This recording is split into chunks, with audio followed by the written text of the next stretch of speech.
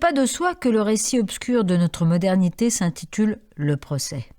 Pourtant, ceux qui ont participé au soutien d'une personne poursuivie par l'État ont tous fait l'expérience troublante d'une disproportion des forces, d'une inégalité irréductible entre l'État et les citoyens.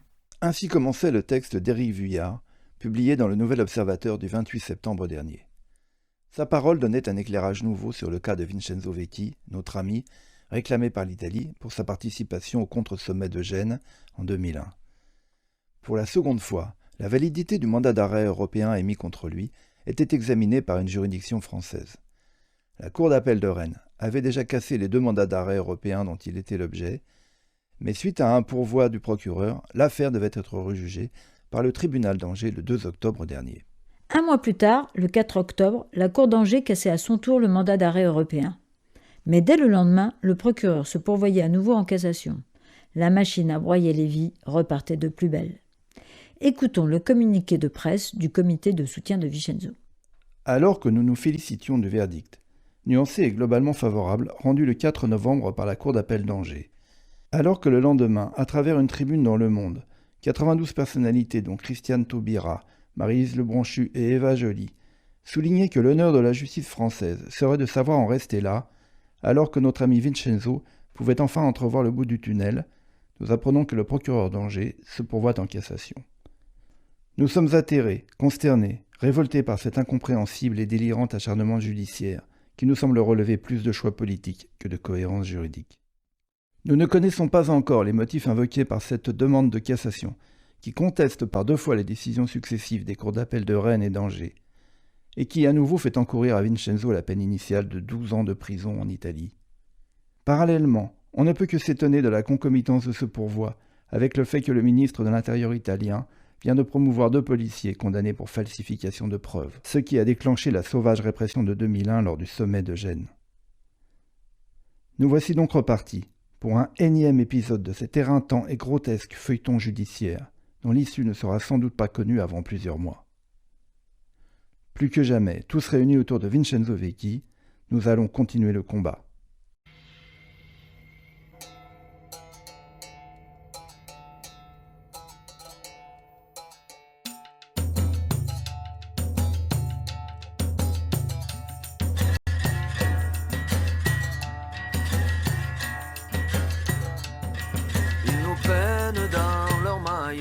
Nous saisissent à bras le corps, nous attachent à la ferraille, ne nous laissent que l'effort.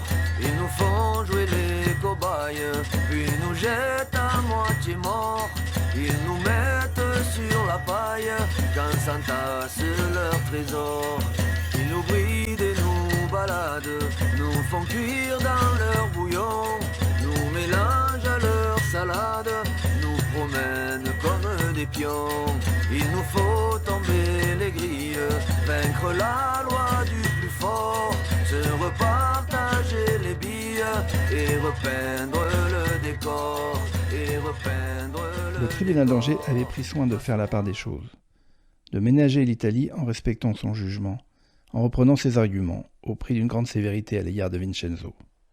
Il a pointé uniquement ce qui ne pouvait rentrer dans l'expression du droit français, le délit de dévastation et saccage qui condamnait Vincenzo à 10 ans de prison pour tous les désordres occasionnés durant l'anti-G8 à Gênes, et cela sans nécessité de la moindre preuve.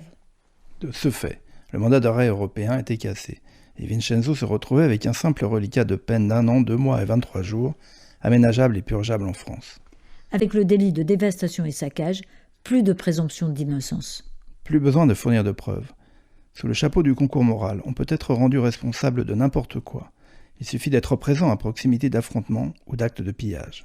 Il s'agit d'une loi fasciste élaborée en 1930 sous Mussolini pour punir les manifestants antifascistes.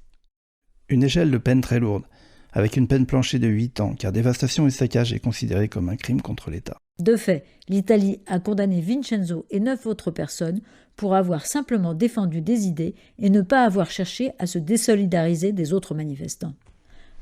Pourquoi cet acharnement 20 ans après ? À Gênes, les policiers ont torturé, tué un jeune manifestant, apporté à l'école Diaz des cocktails Molotov afin de justifier du massacre qu'ils y ont perpétré. Et comme par hasard, c'est précisément la possession de cocktails Molotov qui est reprochée à Vincenzo sans aucune preuve. Vincenzo n'a jamais été accusé d'avoir porté le moindre coup. Les seuls griefs qui lui sont reprochés concernent des dégâts matériels.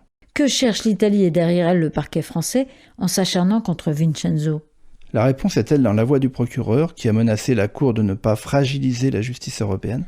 Mais au nom de quelle justice européenne peut-on renvoyer en Italie pour y accomplir 12 ans de prison un manifestant condamné sans preuve pour de simples dégâts matériels, alors même que tous savent parfaitement que le dossier italien est criblé de mensonges et que l'Italie, pour charger Vincenzo, a même produit un faux mandat d'arrêt européen.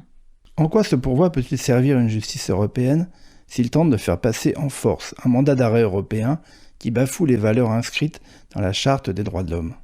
Pas de présomption d'innocence, pas de respect du principe de la double incrimination, négation du principe même de la double défense, aucune possibilité d'appel pour l'accusé, ni de se défendre sur le fond. Servir cette justice européenne, c'est précisément encourager des juges, comme ceux d'Angers, à continuer à défendre une justice où le mot « juste » pourrait encore avoir un sens. Servir la justice européenne et la faire avancer, si l'on se place sous l'angle d'un juriste intègre, c'est précisément casser ce mandat abusif. Derrière le cas de Vincenzo, c'est le sort de tous les manifestants qui est pointé.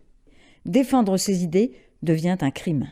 Derrière le cas de Vincenzo, ce sont tous les mandats d'arrêt européens abusifs, organes de répression politique ou de vengeance mafieuse qui sont pointés. Quelle justice européenne veulent nos dirigeants ? Et pour conclure, laissons la parole à Éric Vuillard. Peu importe que l'on n'ait pas les opinions politiques que l'on prête à Vincenzo Vecchi, il faut le défendre. Et à travers lui, il faut défendre notre liberté, celle de chacun. Le fait même de ne pas partager les opinions de ceux qui ont manifesté contre le G8 en 2001 à Gênes, le fait même d'avoir des opinions contraires, devrait nous renforcer dans la conviction de le défendre. Avec la justice, on ne transige pas sur des opinions, on ne défend pas seulement ceux de son bord, on ne s'assure pas seulement des citoyens les plus paisibles, les plus convenables. Au contraire, la justice se joue lorsque nos opinions divergent, lorsque nos sentiments s'éloignent, lorsque nous nous trouvons face à l'autre.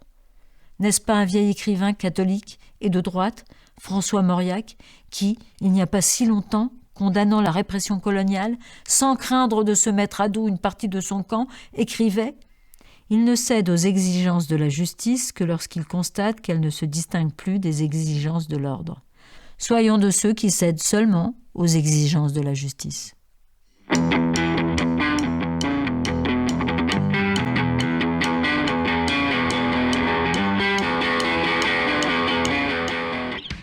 C'était un programme du comité de soutien à Vincenzo Vecchi. Vous pouvez nous retrouver sur le site www.comité-soutien-vincenzo.org ou bien Facebook @soutien à Vincenzo. Merci de votre attention, à bientôt. Le mouchoir, la crivelle ou la cloche, on passe au souffle les autres armées. Après une douche sur le paletot, le double arrow rond-point tout proche, vous aimez trans et l'autre d'auto. À la santoche.